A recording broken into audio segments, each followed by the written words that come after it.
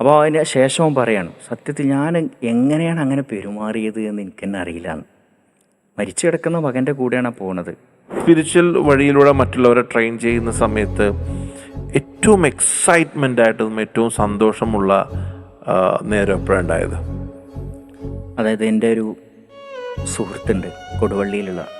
അപ്പോൾ അദ്ദേഹത്തിൻ്റെ 10ാം ക്ലാസ്സിൽ പഠിക്കുന്ന മകന് അങ്ങനെ വയനാട് ഭാഗത്ത് ഇങ്ങനെ കുളിക്കുമ്പോൾ അവരെന്ത് ചെയ്തു, കുട്ടീനെ കാണില്ല. കുറേ സമയം തിരഞ്ഞു നോക്കിയിട്ടും കാണില്ല. അവസാനം അവിടെ അങ്ങനെ എല്ലാവരും തിരച്ചിൽ നടത്തുന്നുണ്ട്. അപ്പോൾ നോക്കുമ്പോൾ എന്താ വെച്ച് കഴിഞ്ഞാൽ കുട്ടി വെള്ളത്തിൽ പോയിട്ടുണ്ട്.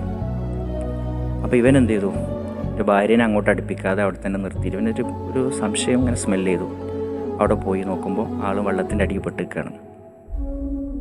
അങ്ങനെ എടുത്തു.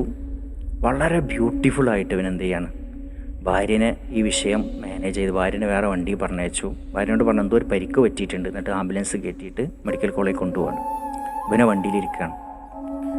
അപ്പോൾ അതിന് ശേഷം പറയാണ്, സത്യത്തിൽ ഞാൻ എങ്ങനെയാണ് അങ്ങനെ പെരുമാറിയത് എന്ന് എനിക്ക് തന്നെ അറിയില്ല. മരിച്ചു കിടക്കുന്ന മകൻ്റെ കൂടെയാണ് പോണത്. 10ാം ക്ലാസ് പഠിക്കുന്ന കുട്ടിയാണ്. അപ്പോൾ അതിനുശേഷം ഈ രണ്ടാമത്തെ മകൻ എന്ത് ചെയ്തു, ഭയങ്കരമായിട്ട് ടെൻഷനായി. അവർ ഭയങ്കര ബന്ധമായിരുന്നു. പിന്നെ അടുത്തൊരു കുട്ടി ഉണ്ടാവുകയാണ്, ഈ പറഞ്ഞ അതേ വ്യക്തിക്ക്. ആ കുട്ടി അപ്പോൾ ഈ രണ്ടാമത്തെ മകനുണ്ടല്ലോ, അവൻ ഈ ആദ്യത്തെ കുട്ടിയുടെ പേരൊക്കെ കണ്ടുവെച്ചൊക്കെ സെറ്റാക്കി വെച്ച് അങ്ങനെ പ്രസവത്തിൽ ആ കുട്ടിയും മരണപ്പെട്ടു.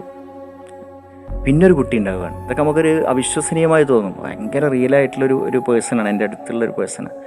അടുത്ത കുട്ടി 4ാം മാസം മരണപ്പെട്ടു. ആ കുട്ടി മരണപ്പെട്ട് ഇവനോട് പറഞ്ഞിട്ടില്ല.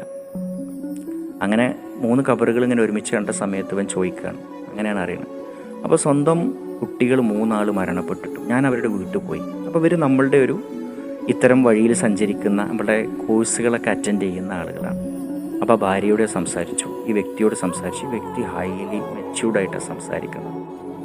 യഥാർത്ഥത്തിൽ ഒരാളുടെ ജീവിതം തകർന്നു പോകുന്ന ഒരു നിമിഷമാണല്ലോ. അപ്പോൾ നമ്മൾ പ്രാക്ടീസ് ചെയ്ത കാര്യങ്ങൾ എൻ്റെ ലൈഫിൽ ഏറ്റവും ഉപകാരപ്പെട്ട നിമിഷം ഇതാണ് എന്ന് അവൻ പറഞ്ഞ മൊമെൻ്റ് ഉണ്ടല്ലോ. അപ്പോൾ നമുക്ക് മനസ്സിൻ്റെ ഉള്ളിൽ ഒരു സംതൃപ്തി ഇങ്ങനെ ഫീൽ ചെയ്യും, വല്ലാത്തൊരു ഹാപ്പിനെസ് കിട്ടിയ വ്യത്യാസം.